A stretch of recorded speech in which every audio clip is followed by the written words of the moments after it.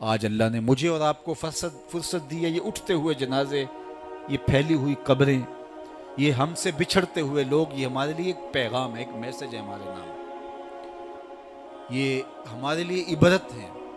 आज वो जा रहे हैं तो हमें बता के जा रहे हैं कि साहिब हम जा रहे हैं, हमारे पीछे तुम भी आ रहे हो। और ये बात जहन में रखिए, दुनिया पर आने की एक तरतीब है, दुनिया पर जाने की वो लाजमी तरतीब नहीं है। पहले दादा आता है, फिर बाप आता है, फिर बेटा आता है, फिर उसके बाद बच्चे आते हैं। ऐसे कभी नहीं हुआ कि बाप से पहले औलाद आ गई हो। दुनिया पर आने की ये तरतीब है और ये तयशुदा मुनज़्ज़म तरतीब है। लेकिन दुनिया से जाने की ये तरतीब नहीं है कि पहले बाप जाए फिर ही औलाद जाएगी। बसा औकात बूढ़े बाप को जवां बेटे की मैयत को कंधा देना पड़ जाता है। तो ये दुनिया से कब कोई जा सकता है, मुझे और आपको नहीं पता। ये अमर मख्फी रखा गया है इसलिए ताकि हम हर लहजा मौत के लिए तैयार रहें। मौत के लिए तैयारी यही है कि हम तौबा की दहलीज पे खड़े रहें, अपने मालिक के हुजूर रुजू करते रहें, अच्छे अमाल का ज़ख़ीरा करें और किसी के हक़ हमारे ज़ुम्मे पर ना हो कि हम क़यामत के दिन जो है वो पछताएं। किसी ने अगर किसी का हक़ गस्ब किया सिर्फ 3 पैसों के इवज़ के अंदर, क़यामत के अंदर ये करेंसी तो हमारे साथ होगी नहीं, ये तो हम यहीं छोड़ देंगे। ये माल, ये दौलत, ये बैंक बैलेंस यहीं छोड़ के चले जाएंगे। ये तो कफन भी मैला नहीं होने देंगे कि बांट लेंगे। जांदी वारी डरौना बने होते हाथ ना लांदे डर दे, जिन्ना लई तू पाप कमाए अज किथे नहीं तेरे कर दे। वो तो कफन भी मैला नहीं होंगे देंगे, बांट लेंगे। तो आखिरत में सिक्का रायजुल वक्त अमल होगा, तो फिर अमल लिए जाएंगे। तो जिसने किसी का एक टगा मारा होगा, 3 पैसे मारे होंगे, उसके बदले में 700 नमाजें जो बाजमात पढ़ी गई हैं वो ले ली जाएंगी।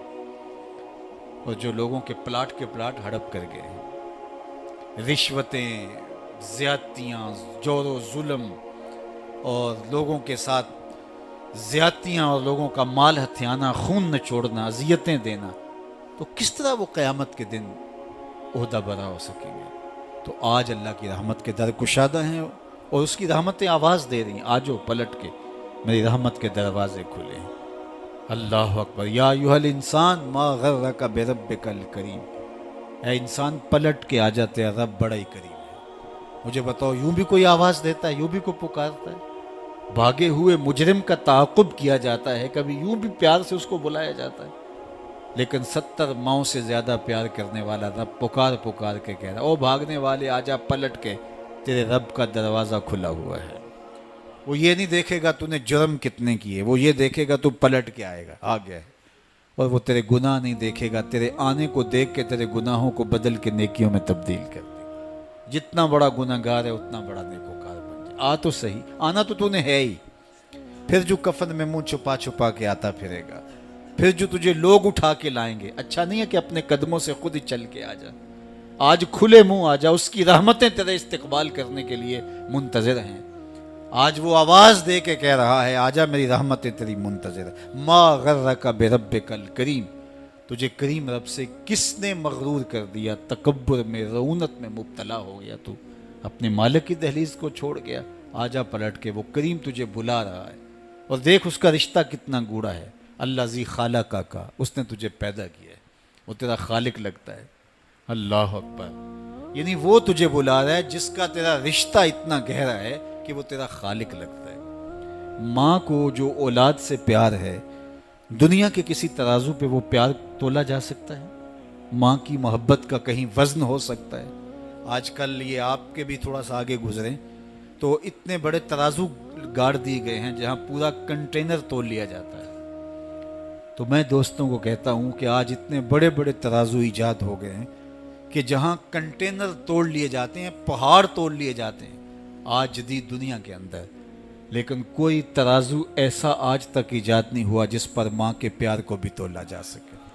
उसके सीने में जो तड़पती हुई ममता रखी गई है, मोहब्बत का जो जहां आबाद कर दिया गया, उल्फतों की एक कायनात माँ के सीने में रख दी गई है, उसका नेमुल बदल क्या बदल भी मौजूद नहीं है। माँ जब बोलती है तो उसके लहजे में जिब्रील बोलता है। माँ जब मुस्कुराती है तो लगता है जन्नत की सारी कलियां खिल उठी हैं। वो सीने में दर्द, वो दरक, वो मोहब्बत, वो कायनात, वो अनोखा प्यार जो औलाद के लिए रखती है, ये इतना प्यार माँ के सीने में पैदा कैसे हुआ? तो आपके पास एक ही जवाब होगा, इसलिए कि माँ ने औलाद को जन्म दिया है। तो मैं यहाँ आपकी तवज्जो चाहूँगा, जिस माँ ने औलाद को जन्म दिया है वो इतना प्यार करती है, तो जिस रब ने खलक किया है वो कितना प्यार करता होगा। मैं आपकी तवज्जो चाहूँगा, मुझे और कोई नहीं चाहिए, सिर्फ तवज्जो चाहिएगा। सिर्फ नज़ारे के लिए जुम्बश मिजगा भी भार है, नरगिस की आंख से तुझे देखा करे कोई। तो मेरी आरज़ू ये है कि आपकी तमाम तर तवज्जो मेरी जानिब मबज़ूल हो थोड़े वक्त में।